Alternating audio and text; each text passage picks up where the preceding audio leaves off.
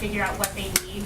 The President, you just enacted the DPA on ventilators and masks. Are there any signals from across the country that might indicate there are other things besides masks and ventilators that are slowly kind of rising in terms of need, like hand sanitizer, for instance?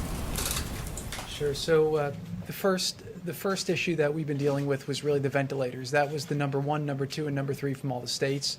What we've been finding is that people have a lot of these requests based on the models, and what we've been trying to do over at FEMA is say to the states, well, if you would like ventilators, we need to see, first look in your states, right? So for example, in northern Jersey, they're going down to southern Jersey and they're finding ventilators and trying to relocate them to where they have their hotspots.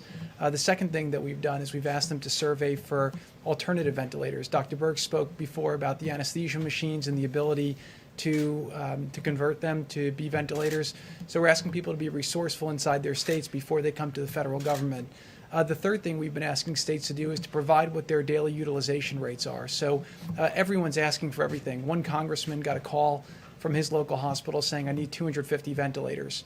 And he said, well, you don't have a COVID patient within 4 counties. Why do you want 250 ventilators? And he says, well, we just want to be safe. We're very nervous right now. So what you have all over the country is a lot of people are asking for things that they don't necessarily need at the moment.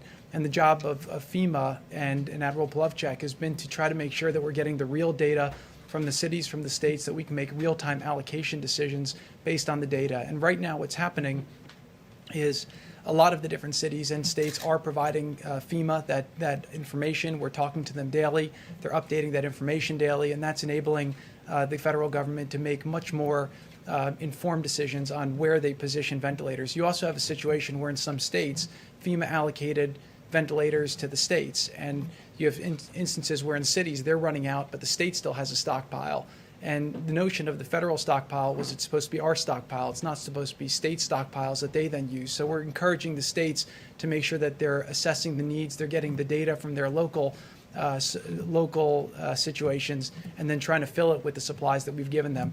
The same thing with the mask. So the N95 mask is actually an item that wasn't used as frequently in the medical profession before this. It was used mostly for diseases.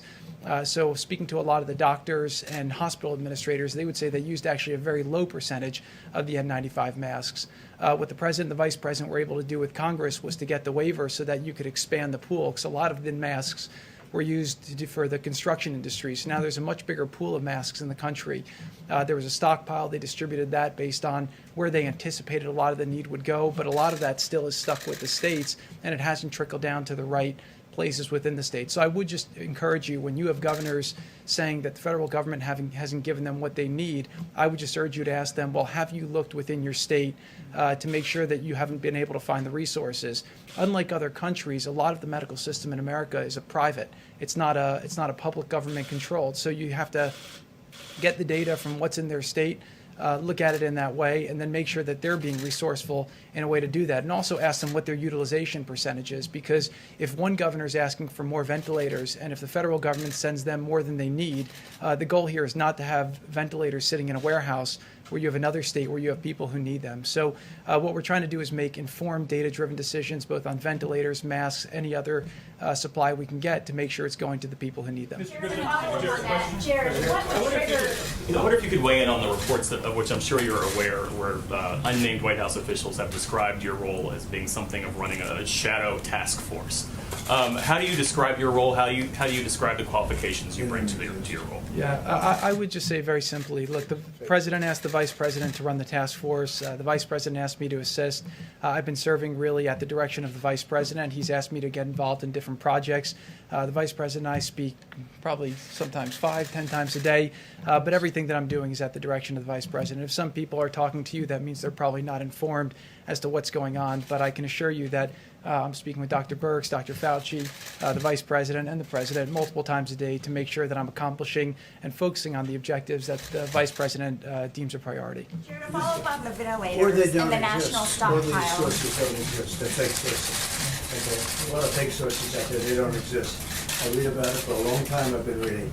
A lot of them are fake sources. They don't exist. Go ahead, please. Thank you, Mr. President. Jared, what triggers sending a ventilator from the national stockpile to a state? In other words, how sick does somebody have to be to get one of these national ventilators? Well, that's not the issue that's not the criteria. You have the states basically putting in the requests, and they're giving us their utilization percentages. So it's a very simple formula. The states should know how many ventilators they have in their states. And by the way, some governors you speak to are senators, and they don't know what's in their state. You know, some governors I'll speak to, and they'll know to the number how many ventilators they have in their state, because that's the first thing a good manager will do. What a lot of the voters are seeing now is that when you elect somebody to be a mayor or a governor or a president, you're trying to think about who will be a competent manager during the time of crisis. This is a time of crisis, and you're seeing certain people are better managers than others. So what I would say is that the way that the federal government's trying to allocate it is they're trying to make sure, A, you have your data, right? Don't ask us for things when you know that, when you don't know what you have in your own state. Just because you're scared, you ask your medical professionals, and they don't know. You have to take inventory of what you have in your own state, and then you have to be able to show that there's a real need. And so we pre-positioned a lot of things because most governors off the bat didn't know what they needed. But FEMA has a joint command with Admiral Polovchek, Admiral Giroir, and Pete Gaynor, where every couple hours when their requests come in, they evaluate the request, they all vote on the requests, and then if there's something that they want to elevate to the task force, they bring it to the vice president to make a recommendation. Chair, if I may, you might ask Deborah to, we're literally